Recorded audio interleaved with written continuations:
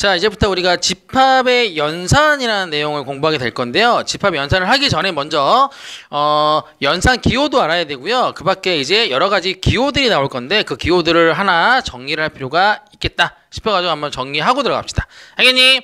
자, 뒤에 용어들이 써있죠. 뭐 귀집합, 합집합, 서로소, 여집합, 차집합까지가 이렇게 있는데 너무 많아요. 아니에요. 보면 너무 쉽습니다. 알겠니? 자, 하나씩 한번 해볼 테니까 쫄지 마시고 따라오시길 바래요. 알겠니?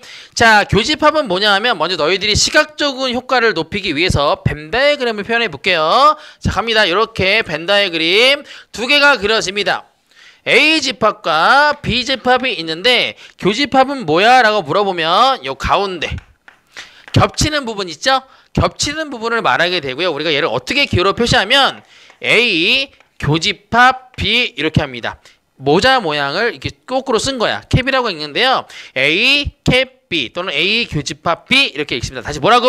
A 캡 B 또는 A 교집합 B. 그냥 교집합이라고 읽으세요. Understand? 즉 여기는 뭐야? A에도 있고 B에도 있는 원소들을 말하는 거예요. 간단하죠? 오케이. 자, 그 다음에 합집합은 뭐냐면 뭔가 더해지는 느낌이 들지? 합한다. 자, 이렇게 A, B를 각각 그려놓으시고 합집합은 뭘 말하는 거냐면 이 전체를 다 말합니다. 오케이? 그래서 우리가 어떻게 기호를 쓸 거냐면 A 유니언 B라고 쓰는데 그냥 A 합집합 B 이렇게 쓰시면 돼요. 유니언이라고 있긴 하는데 A 합집합 B. 다시 교집합 A 교집합 B는 겹쳐지는 부분을 말하고요. 합집합 A 합집합 B는 전체를 말하는 거야. Understand? 오케이. 자, 그 다음에 서로소란 말은 서로소는 뭐냐 하면 A하고 B가 겹치는 데가 없어요. 서로 안 만나죠? 안 만나죠? 즉 무슨 얘기일까? 무슨 얘기일까? 겹치는 데가 없으니까 A하고 B하고 교집합을 했더니 공집합이더라. 겹쳐지는 데가 없더라 이 얘기입니다. 즉 이런 모양이 나오면 A, B는 서로 소야. 서로 떨어져 있어. 이렇게 생각하시면 돼요. 느낌 오죠? 오케이. 자, 그 다음에 여집합은 뭐냐 하면 여집합 할 때는 우리가 이렇게 표현할 건데 자, A가 이렇게 있습니다. 여기지? 여기를 내가 A라고 쓸게. 자, 이제부터 이런 기호도 나옵니다. 전체 박스가 등장을 할 건데 시각적으로 보이기 위해서 이 박스를 우리가 U라고 쓸 거야. 전체 집합을 얘기하고요. 유니버셜, 우주, 유니버셜이라고 표현합니다. 각각의 A, B 집합이 있고 이 전체, 우주적인 전체 집합을 U라고 표현하게 돼요. 알았니? 그랬을 때 요 A 여집합은 뭐냐면 A가 아닌 곳, A가 아닌 곳을 말해요. 즉 여기를 말해요. 여기 말하는 거야. 여기 뭐가 돼야? 바로 여기를 뭐라고 표현하거든요. 우리가 A가 아닌 곳 C라는 기호를 쓸 거예요. C, A 여집합이라고 쓸 거고 A 여집합이라고 읽습니다. A가 아닌 곳을 우리가 여집합이라고 얘기해요. 여집합. Understand? 오케이.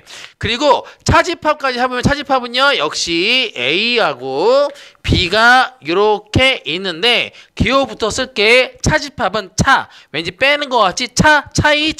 그래서 기호는 A 차집합 B입니다. 여기서 중요한 거 A 빼기 B라고 읽으면 안 돼. 알았어? 빼는 게 아니야.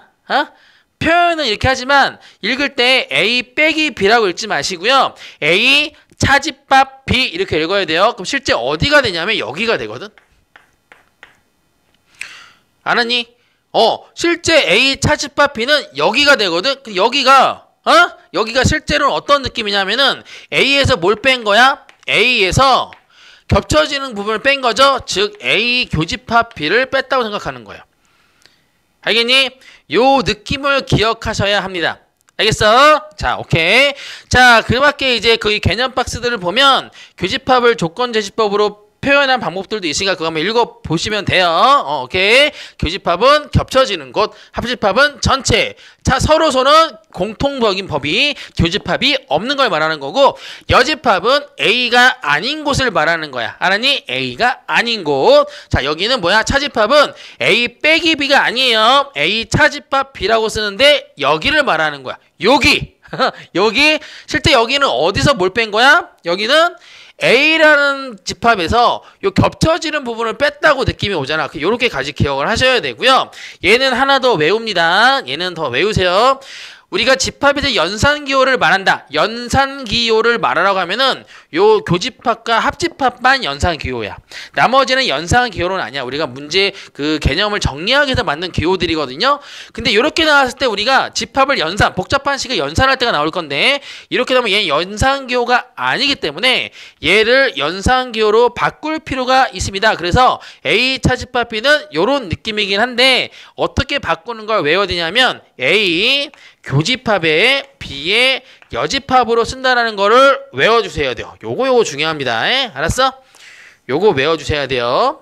됐니? 오케이. 자, 그리고 그 밖에 이제 개념 정리 박스 보면은 각각의 성질들이 있는데요. 몇 가지만 좀 볼까? 여집합의 성질을 많이 보면 어떤 느낌이냐면 여집합. 얘들 잘 생각해봐. 전체 집합의 여집합이라고 하면 아무것도 없는 집합을 말하는 거고요. 공집합의 여집합을 말하면 전체 집합이 되는 거겠죠. 맞지? 그리고 A집합에 다시 여집합을 하잖아. A의 여집합의 여집합. A가 아닌 거에 아닌 거는 뭐가 되는 거야? 다시 A가 되는 거다라는 것까지 기억을 해주시면 되겠네요. 됐니? 자, 요거까지 기억을 해주시고, 자, 나머지는 우리가 문제 풀면서 하나씩 설명해 줄 테니까 일단 요 정도 기호가 있다라는 것만 느낌 아시고요. 자, 문제로 들어가죠. 자, 이제 문제 풀면서 한번 얘기해 보도록 합시다. 자, 보면 뭐 B집합, 교집합, 합집합 주어졌는데 그럼 A는 뭐야? 이렇게 물어봤죠.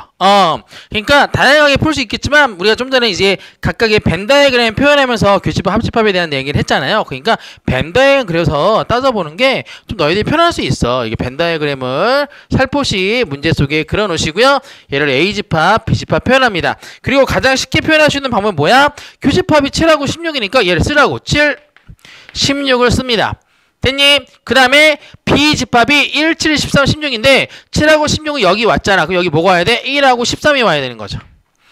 됐니? 근데 전체 집합, 즉 합집합이 요 전체잖아요. 전체가 요런데 얘네들 4개 써놨거든? 근데 없는 애들 있죠? 누구? 4. 4하고 걔네들은 어디 있는 거야? 여기 있는 거야. 4 여기 있고요. 그 다음에 10도 여기 있는 거고 또 뭐 있어? 13 여기 있고 16, 19 이렇게 있는 거죠.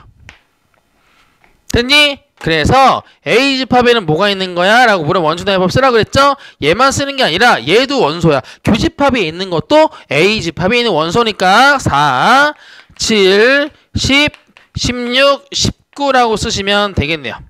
understand? 자, 간단해요. 어렵지 않습니다. 자, 밑에는 이제 풀면서 한번 벤 다이어그램 그리고 교집합, 합집합하고 친해지는 시간을 가져보시고요. 우리는 다음 용어로 가죠.